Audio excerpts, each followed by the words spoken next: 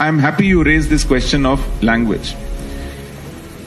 Let me share one thing which I missed in my speech with you. When India earned its freedom and gave itself its constitution, the constitution had the 8th schedule in which it identified 14 languages, which eventually over 4 occasions grew to 22 languages as officially recognized languages under the 8th schedule of Indian Constitution. The original 14 languages had one language called Kashmiri. It still is part of the 22, but it is part of the original 14 recognized Indian languages. Now let me tell you something. It is the only language among those 14 which is not taught in any school. It has no textbook. It has no teacher. It has no qualification. It has no examination. It has no degree. It has no literature. It has no newspaper. It has no magazine. It has nothing printed in it. You want to read Kashmiri, you have to take out a rupee, 100 rupee note, and among those languages, read this in Persian script, Hath Ropi, and you will read Kashmiri. That is what they have done to Kashmiri. The only of those 14 languages.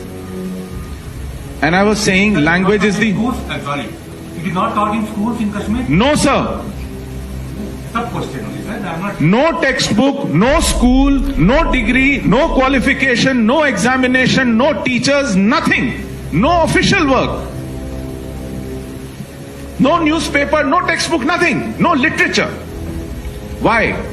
Kashmir has chosen for itself a language called Urdu.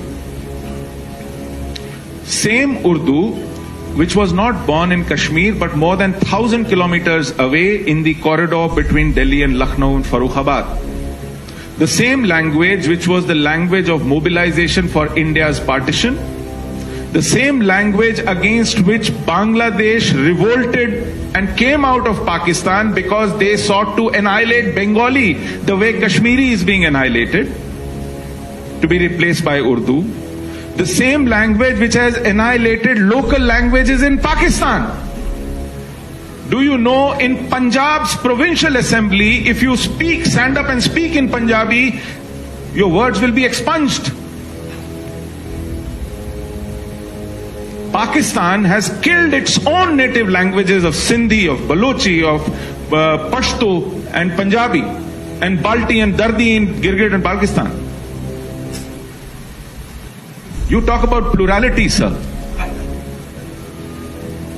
You talk about... I told you what plurality suffers when I gave you an example between Yemen and Morocco.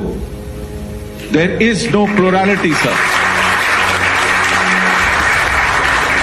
And let me come back to our resettlement, you said. I must say that we will not live in separate colonies. I asked you in the very beginning, I don't know how many of you have lived as minority Hindus surrounded by hostile non-Hindu majorities. When we were targeted and killed and cleansed from Kashmir Valley, we were living as spread out Hindus all over. We didn't have ghettos. Despite hostility, we lived there. We had to come out because we could not live there anymore. Those of my friends who say my houses were burnt by the students, by the friends who we played cricket with, try telling him to go back to the same house and live with the same neighbors. There was an engineer, telecom engineer, Balkrishnan Ganju. Terrorists came to look for him. His family hid him in the rice drum at the attic.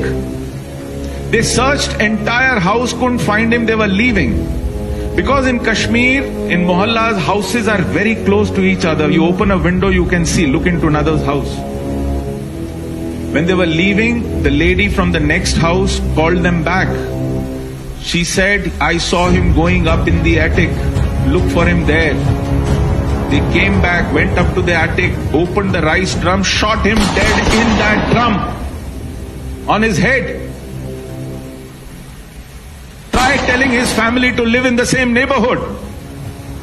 Try telling me my house has been encroached and completely vandalized by my neighbors. We are not going back to Kashmir because we are nostalgic about those lanes. We are not going back to Kashmir because I somehow want to revisit the temples, the holy places, which I really miss going back to.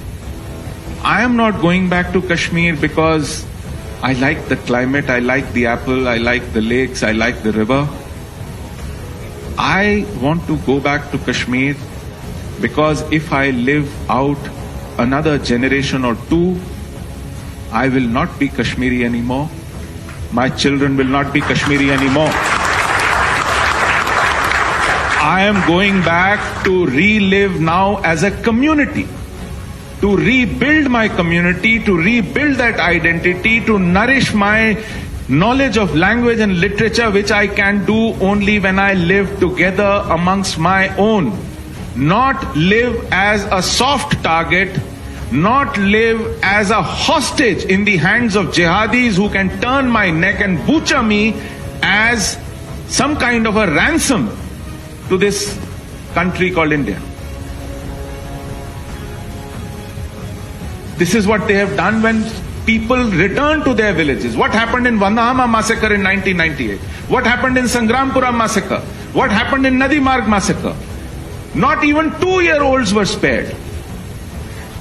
Kalashnikov magazines were emptied on children, defenseless children. Because they thought if they returned, then what would we have achieved? It took us great effort to cleanse them all out. And these massacres took place. Because they went back to the same villages to live in the same homes, they thought the worst was over. It is easy to theorize about things.